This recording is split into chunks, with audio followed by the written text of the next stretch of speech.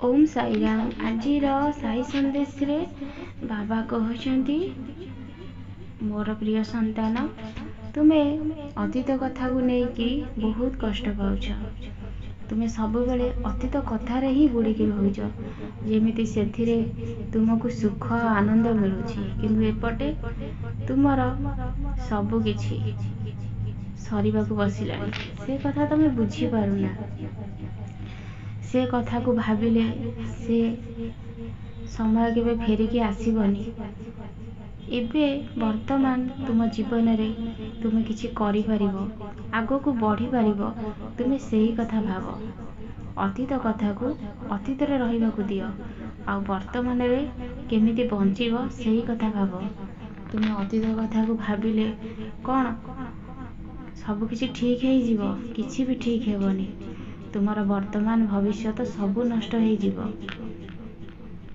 तुमे गोटे कार्य पाई बहुत इच्छा करिथिलो, किंतु तुमर एई भूल पाई से काम भी अटकी गला, से कार्य भी तुमर अधारु रही गला।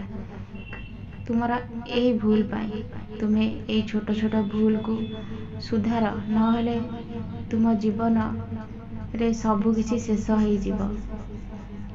मु मानुछि तुमको बहुत कष्ट होउथुबो, किंतु समय अनुसार ताल देई समस्त को चलिबाकू पड़िबो। समय काहाकू अपेक्षा करेनी, से समय चली जीवो। आ तुमे जदि सेमिति श्रद्धा विश्वास भक्ति रे ईश्वर को पूजा करूथुबो ना, बेले बेले अतीतर कथा भी भगवान सत कर दियंती। आउ से मनीष भी तुम पाखकू पळे आसीबो। तुमे जमारू व्यस्त हुओनी। एबे तुम जीवन रे केमिति तुमे भल कार्य करिवो, शांति रे रहिबो, खुशी रे रहिबो, सेही कथा भाव। मु सबु बेले मो संतान मानक संगे रे अछि। आउ ए संदेश माध्यम रे मु सबु बेले तांकू कहूची तुमे श्रद्धा आउ धैर्य रख, मो ऊपर भरोसा रख। मु तुमको केबे भी हारिबाकू देबिनी। तुमे गोटे भल मनीष आ सबु बेले भल होइकी रुह, काहारी कथा सुननी। ए मनीषक कथारे कौन अछि, से माने भल हेले भी कहिबे, खराब हेले भी कहिबे। सेथि लगी तुमे कहा प्रति ध्यान दियनी कि ईश्वर प्रति तुमर भक्ति भी कम करनी। सबु बेले जो ईश्वर को तुमे भल पाउछ ताका नाम को जप कर।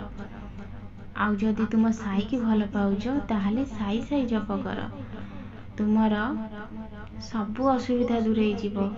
मु सबु बेले तुमको कहिछि, मु प्रतिटी मुहूर्त रे तुम सहित अछि।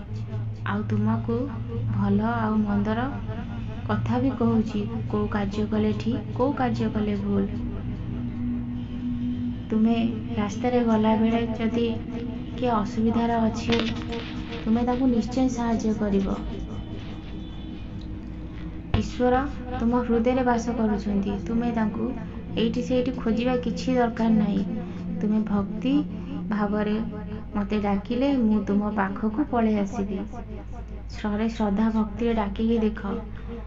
जदि दासिया बारी पाखरु आसी मु नडियाटी नै पाइली, ताहले तुमे डाकिले कोन मु तुम पाखरु किछि नेबिनी। तुमे जहा दबो मु निश्चय नेबी।